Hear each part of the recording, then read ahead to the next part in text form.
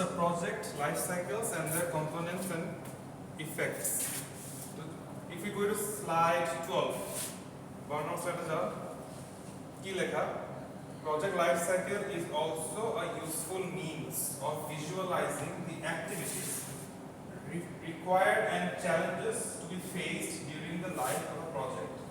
তো আমরা যদি লাস্ট ক্লাস মনে রাখি, ওই প্রজেক্ট লাইফ সাইকেলে হ্যাঁ আমরা বলি না যে ডিফারেন্ট ফেজে আমরা একসময় কি করি, ইনিশিয়েট করি, তারপর হচ্ছে এক্সিকিউট করি, প্ল্যান করি, তারপর এক্সিকিউট করি। সো ওইসব স্টেজে আমরা তো সবকিছু গুছাই, একটা স্টেজে একটা জিনিস গুছাই। সো ওই গুছানোর সময় আমরা এই যে এই লাইফ সাইকেলটা আমাদের কি বলছে যে ইটস এ মিনস অফ ভিজুয়ালাইজিং, মানে আমাকে দেখায় এই লাইফ সাইকেলটা যে আমার কি কি চ্যালেঞ্জেস আছে to be faced during the life of the project. Alright, now there are 5 components of a project that change over the course of the life cycle. Client interest, এটা কি? It changes over the course of the life cycle. হ্যাঁ, এগুলা project যেতে যেতে over the period of time এগুলো এক থাকে না, হ্যাঁ এগুলো কম বেশ করে। Client interest, the level of enthusiasm or concern expressed by the project's intended customer. Clients can be internal or external. আচ্ছা, enthusiasm মানে কি? enthusiasm এক কথা হচ্ছে যদি একটু সহজ বাংলা বলে ইচ্ছা, হ্যাঁ। তো প্রজেক্টের প্রতি যেই মানে একজন কাস্টমারের যতটুকু enthusiasm থাকার কথা এটা চেঞ্জ হতে পারে, হ্যাঁ, over the period of time. Project stake, the amount of corporate investment in the project, the longer the life, the greater the investment. It's আমি বলেছি না যে আমাদের যদিও একটা প্রজেক্ট ফাইন্যান্সটা কত খরচ, এটা যদিও বাজেটটা আমরা সেট করে থাকি, কিন্তু যত প্রজেক্টটা তো বাড়তে পারে টাইম, যত টাইম বাড়বে আরো খরচ বাড়বে, ইনভেস্টমেন্ট আরো বাড়বে, ঠিক আছে? তো এটা চেঞ্জ হবে। Resources, the commitment of financial, human and technical resources over the life of the project. একই কথা বলছি যে ওই প্রজেক্টের পুরো লাইফ সাইকেলের ভিতরে এক এক সময় এক এক রকম রিকোয়ারমেন্ট হতে পারে রিসোর্সেসের, হ্যাঁ, টেকনিক্যাল বলেন, ওটা হিউম্যান বলেন অথবা ফাইন্যান্সিয়াল বলেন, এক এক সময় এটা চেঞ্জ হয়, বেশি লাগে কম লাগে, ডিফারেন্ট ফেজে ডিফারেন্ট রিকোয়ারমেন্ট হয়, ঠিক আছে? কারণ একই ফরম্যাটে তো সবসময় চলা যায় না, ঠিক না? আমি তো হয়তো সেভ করে রাখতে পারি, কিন্তু আমার তো ইম্প্রোভাইজ করতে হয় যে যখন যে সিচুয়েশন হবে ওই হিসাবে আমার রিসোর্স লাগবে, ঠিক আছে না? Creativity, the degree of innovation required by the project, especially during certain development phases. এখন কয়েকটা স্টেজ থাকে যেখানে ডেভেলপ করা হচ্ছে প্রজেক্টের ভিতরে, ঠিক আছে? ওই টাইমে ক্রিয়েটিভিটি কি, মানুষের ভিতরে যে বুদ্ধি ইনোভেশনটা আসে, হ্যাঁ, যারা কাজ করছে ওইটা এক এক সময় একরকম হতে হয়, চেঞ্জ হতে হয়, সব সময় তো এক লেভেলে চিন্তা করলে হবে না, এক এক সময় এটা চেঞ্জ হয়, স্বাভাবিক না? এটা আমি অনেক বড় একটা জিনিস করছি, প্রজেক্ট দ্বারা করছি, এটা ব্যবসায়িক প্রজেক্ট, হ্যাঁ, ওইটা তো আমার সবসময় একই বুদ্ধিতে চলবে না, আমার এক এক সময় একটা ইনোভেশন লাগবে, এক এক সময় একটা স্মার্ট ডিসিশন লাগবে, এক এক সময় একটা জিনিস আমার মানে চিন্তা করে একটা প্রসেস তৈরি করতে হবে, ঠিক আছে? এক এক সময় একটা ক্রিয়েটিভিটি লাগে। আনসার্টেনিটি, আনসার্টেনিটি মানে কি? অনিশ্চয়তা। The degree of risk associated with the project, it is highest at the beginning because many challenges have yet to be identified, let alone addressed. প্রজেক্টের শুরুতে অনিশ্চয়তা সবচেয়ে বেশি থাকে, কেন? কারণ তখন আমরা তো শুরু করেছি, তখন আমরা এখনো অনেক চ্যালেঞ্জেস ফেস করিনি, হ্যাঁ, অনেক কিছু ফিগার আউটই করিনি যেগুলো হবে। আস্তে আস্তে এগুলা একটা চ্যালেঞ্জ ফেস করি, একটা সিচুয়েশন হ্যান্ডেল করি, অনেক কিছু অ্যাকমপ্লিশ করি, আস্তে আস্তে অনিশ্চয়তা কমতে থাকে, তাহলে অনিশ্চয়তাটা over the period of time change হয়। তো এই যে 5টা কম্পোনেন্ট এগুলা কিন্তু চেঞ্জ হয়, ঠিক আছে, প্রজেক্টের লাইফ সাইকেল। আচ্ছা, এখন আমরা 2 স্লাইড পরে যাই। Determinants of project success. Determinants of project মানে হচ্ছে যে প্রজেক্ট যে সাকসেসফুল হবে এটা কিসের উপর ভিত্তি করে হবে, কোন জিনিসগুলো ডিটারমাইন করবে। ইন্টারনাল হচ্ছে টাইম, বাজেট অ্যান্ড পারফরম্যান্স, আর এক্সটার্নাল হচ্ছে ক্লায়েন্ট অ্যাকসেপ্টেন্স। এখন যদি আমরা একটু সিরিয়ালি আসি, ইন্টারনাল বলছি যে প্রজেক্টের ভিতরে যাদের কাজকর্ম, হ্যাঁ, ওদের যে সাকসেসটা হচ্ছে এটা এই 3 জিনিসের উপরে, যে আমি টাইমের ভিতরে কতটা টাইম করতে পারছি, কতটা আমার সময় খরচ করছি, অলরাইট। তারপরে বাজেট, আমি কতটুকু টাকা পয়সা খরচ করলাম, কারণ আমি আমার কথা 20 টাকা খরচ করার কথা, কিন্তু আমি প্রজেক্টটা সাকসেস করতে গিয়ে আমি 100 টাকা খরচ করে ফেলেছি। ডাজেন্ট মিন যে প্রজেক্টটা ভালো হয়ে গেছে। আমি শেষ করেছি, প্রজেক্ট কমপ্লিট, যেটা তৈরি করতে চেয়েছি ওটা রেডি, কিন্তু আমার 20 টাকার জায়গায় 100 টাকা খরচ হয়ে গেছে। তাহলে তো এটা আসলে সাকসেসফুল হলো না, ঠিক না? আমার হয়তো 20 টাকার জায়গায় 25 টাকা লাগতে পারে ম্যাক্সিমাম, ঠিক না? পারফরম্যান্স, কোয়ালিটি চেক, এক কথায় যে কিউসি বলি আমরা যেটা, হ্যাঁ, যে আমি যেটা তৈরি করতে চেয়েছি, যেটা এক্সিকিউট করতে চেয়েছি, আমার যে প্ল্যানটা, এই কোয়ালিটি যে স্ট্যান্ডার্ডটা আমি রাখতে চেয়েছি, এটা কি ওটা আছে নাকি না।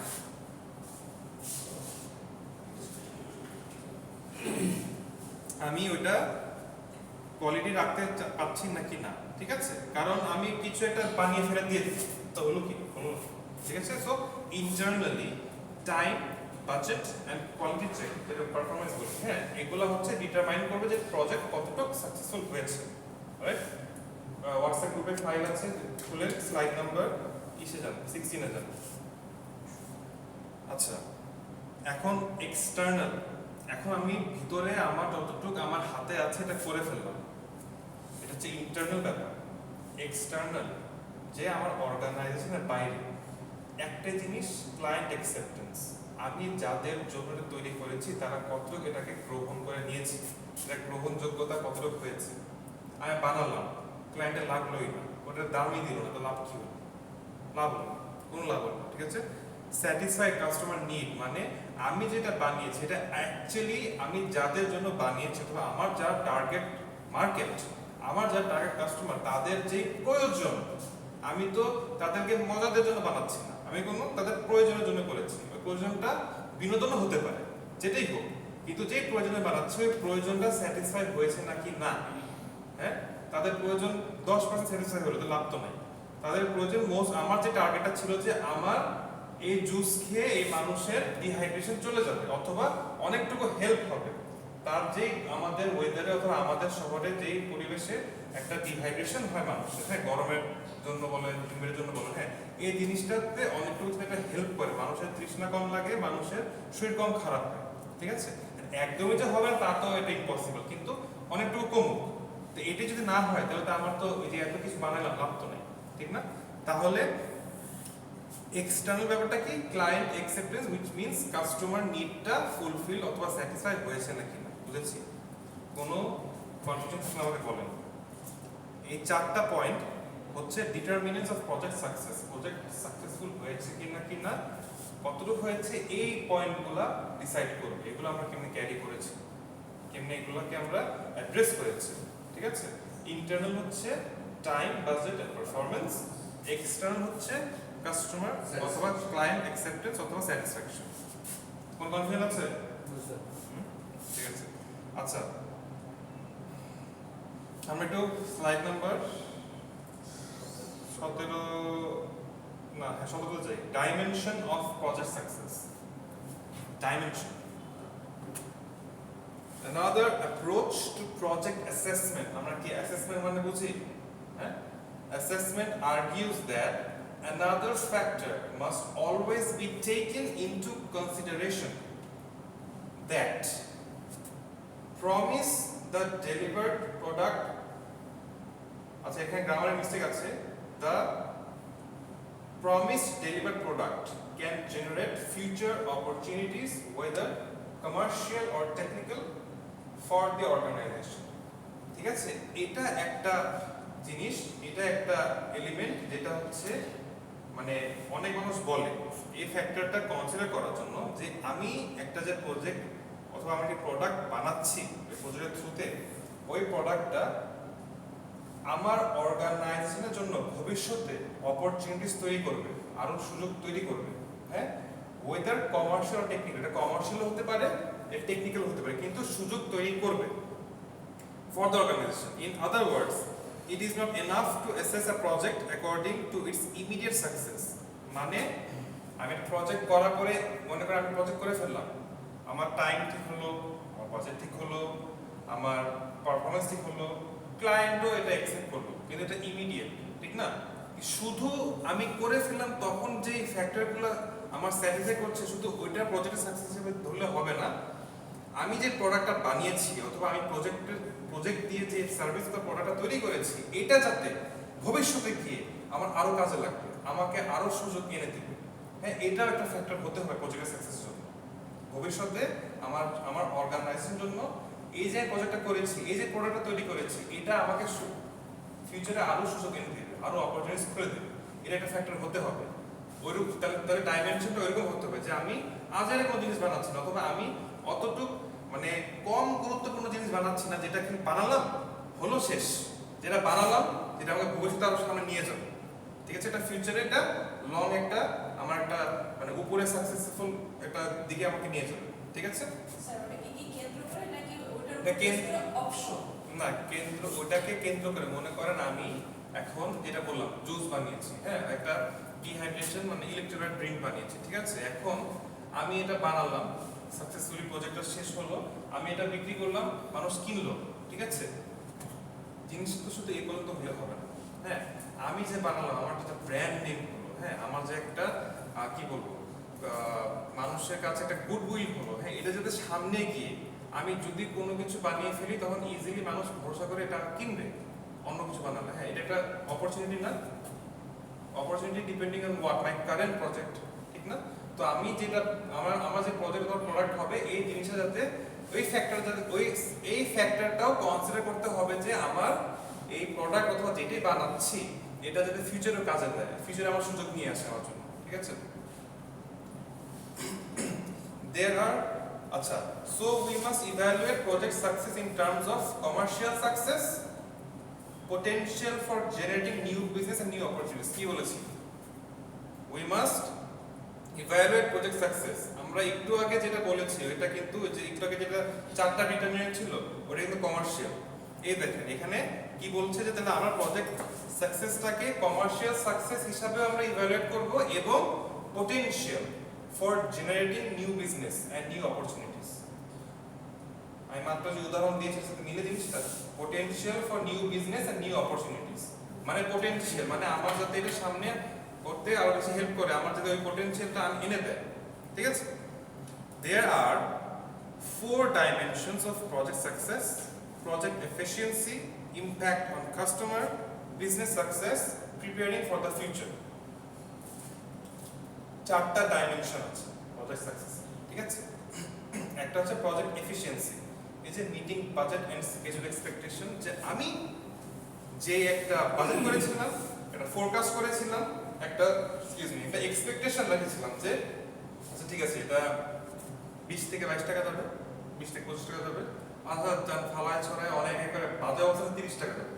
ঠিক আছে, এটা একটা এক্সপেকটেশন সেট করে, একটা বাজেট সেট করে। হ্যাঁ, তো আমি যদি এটার ভিতরেই আমার প্রজেক্টটা শেষ করতে পারি তাহলে প্রজেক্টটা এফিশিয়েন্ট হবে। ঠিক আছে, তো এই project efficiency is a dimension of measuring project success. Alright, impact on customer, meeting technical specification, addressing customer needs and creating a project that satisfies the client's needs.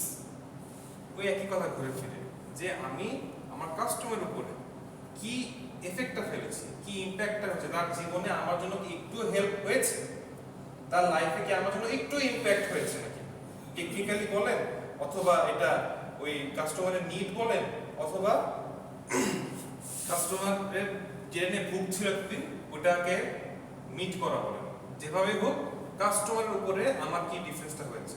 ঠিক আছে, business success, determining weather project achieve significant commercial success. আচ্ছা, ওটা তো গেল। এখন মনে করেন first দুইটা গেল যে প্রজেক্ট এফিশিয়েন্সি, প্রজেক্ট বাজেটে করেছেন নাকি না, পরে কাস্টমার ভালো লাগছে না, ঠিক আছে, কিন্তু আমি তো একটা ব্যবসা ঘুরে ফিরে একটা এন্ড অফ দ্য ডে, হ্যাঁ, আমার তো একটা বিজনেস। তো business on a commercial perspective, হ্যাঁ, একটা কমার্শিয়াল ভিত্তিতে অথবা একটা ইকোনমিক্যাল ভিত্তিতে, একটা ব্যবসায়িক ভিত্তিতে আমার ব্যবসার কতটুকু লাভ হলো নাকি না। ঠিক আছে, আমি সবকিছু করলাম কিন্তু দেখলাম দিন শেষে যে আমার ব্যালেন্স সব জিরো আসতেছে, কথার কথা প্রফিট এন্ড লসে আমার একদম মনে করেন নাই বেশি একটা কিছু, মানে আমার চলতেছে না। আমি হয়তো সবকিছু সাকসেসফুল করছি কিন্তু আমার ব্যবসায়িক যে একটা সার্ভাইভাল ওটা কষ্ট হয়ে যাচ্ছে এটা করার পরে। তো এটাও ডিটারমাইন করবে যে আমার সাকসেস হচ্ছে নাকি না। প্রিপেয়ারিং ফর দ্য ফিউচার, এই যে ঘুরে ফিরে আবার কথা আসলো যে determining whether the project opened new markets or new product lines or helped to develop new technology. Determining whether the project opened new markets or new product lines or helps to develop new technology মানে আমার এই project হ্যাঁ নতুন market কি আমার কাছে expose করেছে মনে করেন আমি ওই যে যেটা বললাম ড্রিঙ্ক বানালাম ঠিক আছে এটা এখন যারা হেলদি মানুষ যারা কেমিক্যাল জুস টুস খায় না তাহলে ওই মার্কেটটা কি আমি ধরতে পেরেছি নাকি না হ্যাঁ তারপরে এই প্রজেক্টের জন্য আমি নতুন কোন টেকনোলজি ব্যবহার করছি নাকি না উপভোগ করছি নাকি না হ্যাঁ তারপর হচ্ছে যে নতুন প্রোডাক্ট লাইন এই যে আমি একটা ইলেকট্রোলাইট ড্রিঙ্ক বানালাম হ্যাঁ কদিন পরে আমি কথা প্রোটিন শেক বানাই তাহলে আমি এটার উপর ভিত্তি করে এটার চলমান এটার সাকসেস উপর ভিত্তি করে আমি ফিউচারে গিয়ে আর একটা প্রোডাক্ট বের করব কথা বলছি আপনাদের দেখে মনে হচ্ছে কিছু বোঝেন না আমি এখন একটা জিনিস বানিয়েছি এটা সাকসেসের উপরে ভিত্তি করে আমি সামনে গিয়ে আরেকটা জিনিস বানাবো এটাও কিন্তু একটা ডাইমেনশন অফ সাকসেস ঠিক আছে স্যার অ্যাডিশনালি একটা ছোট জিনিস দিয়ে হবে সেটা হচ্ছে একই সাথে এই প্রজেক্টটায় যদি আমি কিছু মেশিনারিজ আনি যেটা হচ্ছে হয়তো সিলিং করা মানে তরল পদার্থ তাহলে ওইটা পরবর্তী প্রোডাক্ট লাইনে আমি যদি ওই ধরনের জিনিস বানাই সেখানেও আমার কিন্তু হেল্প করে মানে এই প্রজেক্টটা সাকসেসফুলি করে ফেললাম ওই একই টেকনোলজি ইউজ করে আমি নেক্সট টাইমে কিন্তু আরেকটা প্রজেক্ট হ্যাঁ হ্যাঁ ওইটাই তো সেটা আমার ইন্টারনালি যেমন হেল্প হলো আবার মার্কেটটা যেটা নতুন ক্রিয়েট করলাম সেখানেও আমার একটা ইমপ্যাক্ট এটাও ইন্টারনালি হেল্প করছে ঠিক আছে ডিরেক্টলি ইন্টারনালি হেল্প করছে আচ্ছা এখন যাই হচ্ছে slide number 20 sorry 19 right project management maturity models project management maturity models project management maturity models are used to allow organizations to benchmark the best practices of successful project management benchmark মানে কি একটা standard standard তো project management maturity model ব্যবহার করা হয় একটা অর্গানাইজেশনকে একটা standard maintain করতে অথবা একটা স্ট্যান্ডার্ড সেট করতে যেটার জন্য বেস্ট প্র্যাকটিসেস করা হবে for a successful project management একটা বেঞ্চমার্ক অথবা একটা স্ট্যান্ডার্ড সেট করা ওই মডেল দিয়ে যেটার কারণে আমরা বেস্ট প্র্যাকটিসেস করব সো দ্যাট আমার প্রজেক্ট ম্যানেজমেন্ট সাকসেসফুল হয় কথা বুঝছি হ্যাঁ ঠিক আছে Example, it would be reasonable to expect an organization like Boeing এর নাম তো শুনেছি না aircraft plane to be much more advanced in how they manage projects given the lengthy histories of project initiatives than a company that has only recently developed on emphasis on project based work এখন straight কথা একটা রেপুটেড company হ্যাঁ Boeing একটা রেপুটেড company অথবা ধরেন আমাদের এখানে কথা প্রাণ হ্যাঁ অথবা ধরলাম গ্রামীণ ফোন যেগুলো রেপুটেশন আছে কে বলতে আসে না আচ্ছা তো এই যারা রেপুটেড কোম্পানি হ্যাঁ যারা অলরেডি সাকসেসফুল তো ওরা যখন একটা প্রজেক্ট তারা করবে হ্যাঁ আমরা আশা করতে পারি না যে ওরা এটাতে আরো ম্যাচিওর থাকবে ওরা এটাকে আরো এক্সপিরিয়েন্সড ভাবে আরো এক্সপার্ট ভাবে এটাকে ক্যারি অন করবে আর এক্সিকিউট করবে আর আমি যে নতুন কোম্পানি হই আমি কাজকর্ম করছি একটা দুইটা হয়তো ভালো কাজই করছি কিন্তু আমার থেকে তো ওদের থেকে তো বেশি আশা আমার থেকে করবে না আমি তখনও লার্নিং এ আছি আমি হয়তো একটা দুইটা কাজ সাকসেসফুলি করেছি কিন্তু আমি তো ওদের মতো তুলনামূলকভাবে কমই রাইট সো এটাই maturity model provides necessary framework to analyze and critically evaluate current practices. Compare those practices against competitors or industry. Define a systematic route for improving these practices.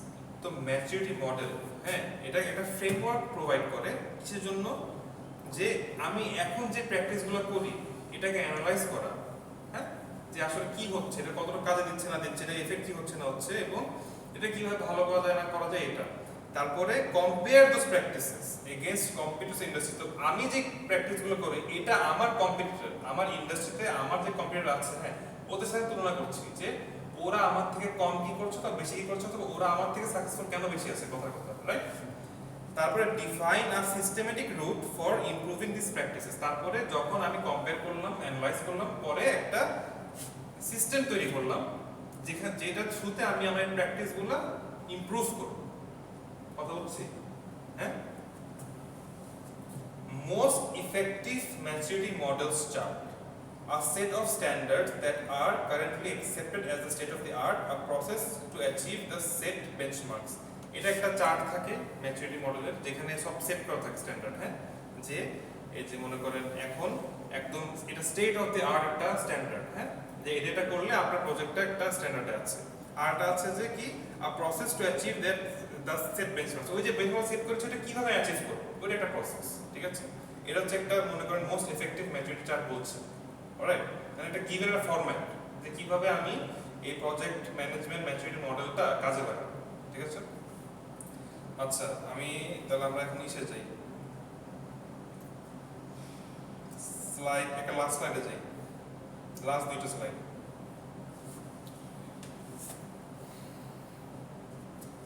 Project management maturity generic model, দেখেন কি low maturity, একটা নিচে ad hoc process, no common language, little support. তারপরে কি moderate maturity, defined practices, training programs, organization support. High maturity, institutionalized, six continuous improvement.